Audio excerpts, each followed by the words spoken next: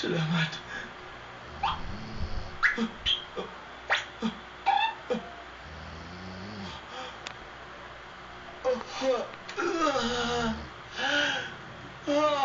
Napakamalas ko talaga.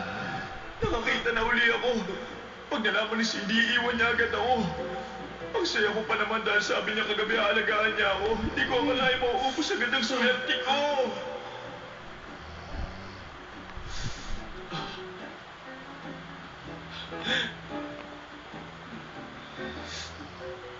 Steven?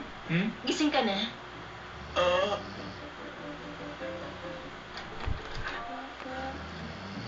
Bakit?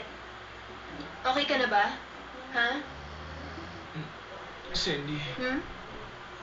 meron akong sasabihin sa'yo. Ano yun? Kasi ang mga mata ko,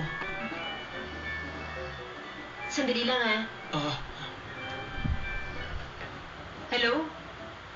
Dylan? Masaya ako para sa inyo ni Cindy.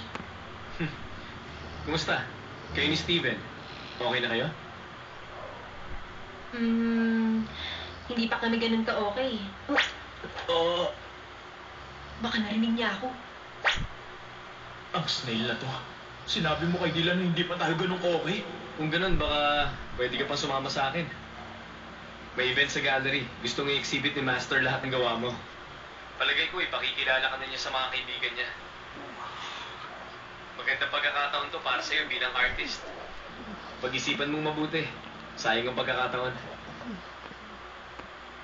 Papayag kaya siya sumama kay Dylan sa Shanghai? Hindi pwede. Marami na ako isinakripisyo para lang mapalapit uli sa kanya. Hindi ako papayag na iwan niya ako uli. Gusto ko rin bumalik doon.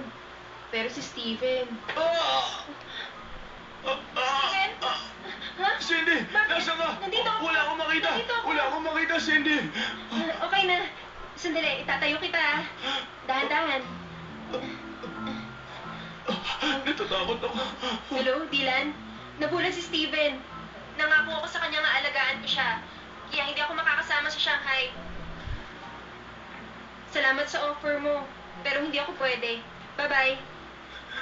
Okay ka lang? Natatakot ako. Wala akong makita. Totoo kayo nabulag ang Steven na yun? Sira talaga.